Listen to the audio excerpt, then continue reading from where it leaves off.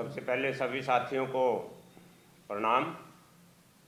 आज जो press conference है ये एक बहुत ही हमारा बांगर जो एरिया है, बांगर उत्सव के नाम से हम इसको मनाने जा रहे हैं। जैसे पिछले साल भी ये मनाया गया था, प्रोग्राम किया गया था ये, और आगे ये है कि हर साल इसको बड़े उत्साह से मनाने का काम करेंगे। हर साल ये फैसला हो चुका है और इसमें जितने भी हमारे एरिए के, जितने भी जींद जिला के या और है, जो हमारी संस्कृति है उसको जीवित रखने के लिए इसमें हर प्रोग्राम किए जाएंगे।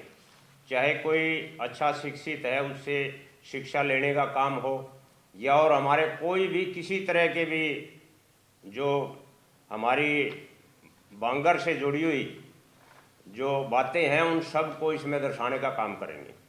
और हर तरह के खेल उनको भी आगे बढ़ाने का काम करेंगे। उनको बुलाया जाएगा, जैसे घोड़ा फेंक है, रस्सा कसी है, या हमारे कोई भी जो अच्छी शिक्षा है उसको भी आगे बढ़ाने का उन सभी लोगों को हमने इनवाइट किया है और वो इस प्रोग्राम में आएंगे और आगे भी हर साल उनको बुलाते रहेंगे। तो सर, पिछली बार जैसे एक स्टॉल बनाए थे अलग अलग, जिसमें पॉलिटिकल इतिहास, तो क्या इस पिछली बार भी सारी रूपरेखा आदरणीय जोगविंदर सिंह ने तैयार की थी और इस साल भी आदरणीय जोगविंदर जी की सारी रूपरेखा तैयार है। और वो जिस प्रकार के कार्यक्रम की रूपरेखा तैयार करते हैं वह कार्यक्रम केवल क्षेत्रीय लोगों के द्वारा ही वो पसंद नहीं किया जाता, पूरे भारत में, पूरे हरियाणा में उसकी प्रशंसा की गई थी। खेलों की व्यवस्था हो, राजनीतिक व्यक्तियों के बारे में परिचय देने की व्यवस्था हो, हमारी कलाओं के बारे में परिचय देने की व्यवस्था हो, जिस प्रकार की रूपरेखा तैयार करके वो कमेटी बना करके उसको संचालित करने के लिए मार्गदर्शन देते हैं, वह अत्यंत प्रशंसनीय होता है। और इस साल भी इन्हीं के मार्गदर्शन में सारा कार्यक्रम किया जा रहा है और सारी रूपरेखा इनके द्वारा तैयार की गई है। उसके बारे में विस्तार से आपको जोगविंदर जी, आदरणीय जोगविंदर जी बताएंगे। प्लीज आदरणीय जोगविंदर जी से आप उसके बारे में विस्तृत डिस्कस कीजिए। और सारी रूपरेखा इन्हीं के द्वारा तैयार की जाती है। कम से कम भी 5-6 महीने पहले ये अपना कार्यक्रम तैयार करना शुरू करते हैं।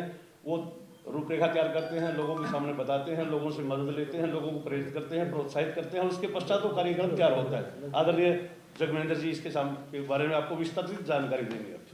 प्लीज आदरणीय जोगविंदर जी।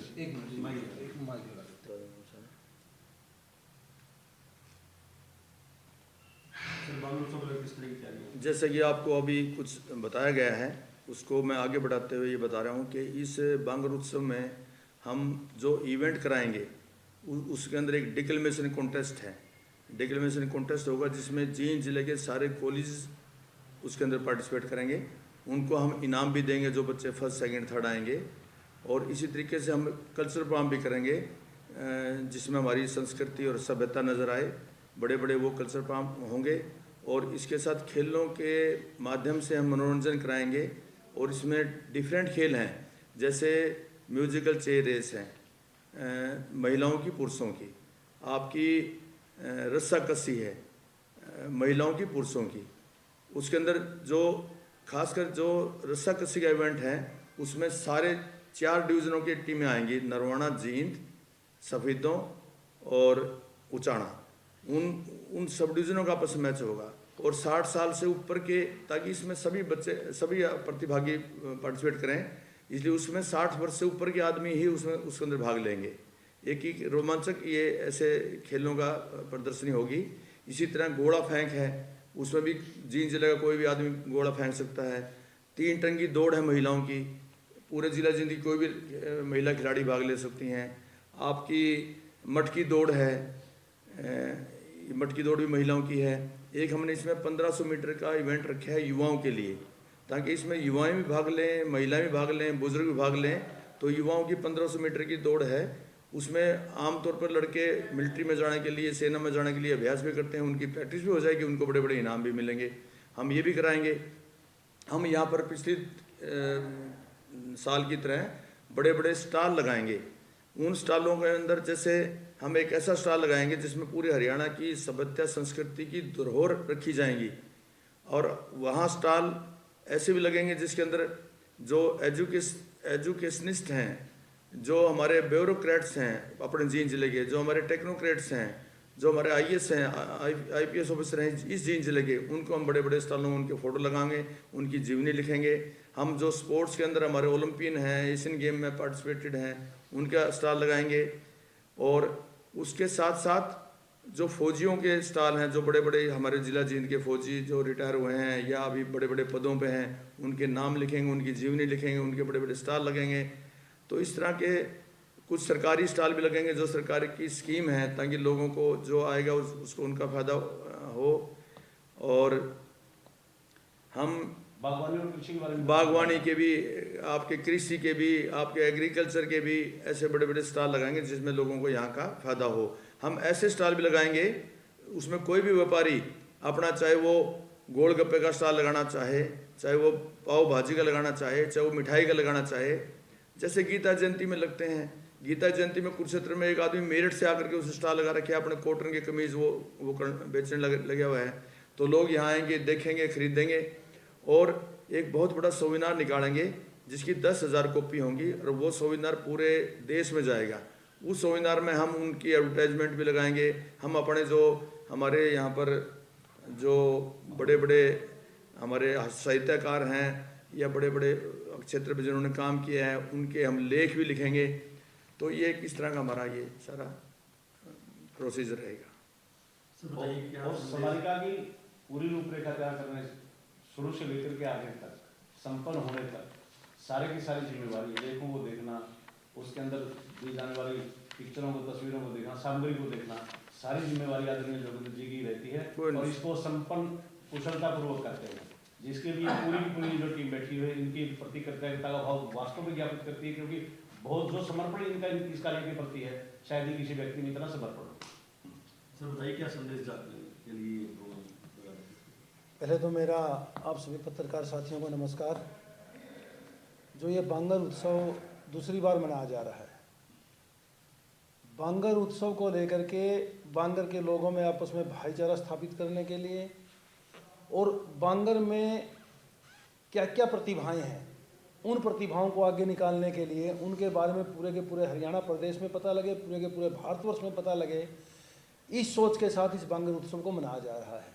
खेल के क्षेत्र में बांगर का क्या महत्व है, सांस्कृतिक क्षेत्र में बांगर के लोगों का क्या योगदान है, साहित्य के क्षेत्र में बांगर के लोगों का क्या योगदान है, राजनीति क्षेत्र में बांगर ने पूरे प्रदेश और देश को क्या दिया है, खेल के क्षेत्र में क्या दिया है, इन सभी बातों को लेकर के बांगर उत्सव की तैयारी की जाए, जो ये बांगर उत्सव मनाया जाएगा। और इसमें जैसे मेरे से पहले पूर्व जो साथी बोल रहे हैं उन्होंने बतलाया है कि भिन्न भिन्न तरह के खेल रखे गए हैं, कई तरह के सांस्कृतिक कार्यक्रम रखे गए हैं, महिलाओं के लिए अलग से रखे गए हैं, पुरुषों के लिए अलग से रखे गए हैं। हमारे बीच में भाईचारा पूर्ण रूप से स्थापित हो और बांगर को लोगों ने सीमित कर दिया है, छोटा कर दिया है।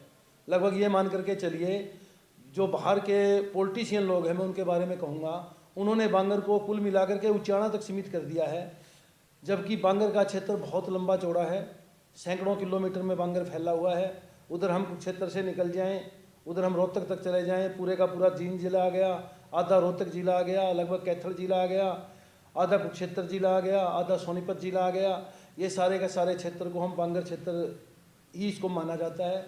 और इसकी क्या उपलब्धि रही है, इन सभी बातों को लोगों के बीच में प्रचार प्रसार करने के लिए और भाईचारे का विकास करने के लिए ये उत्सव 1 जनवरी को 2024 को धूमधाम से मनाया जाएगा। मुख्य रूप से कौन शिरकत करेंगे?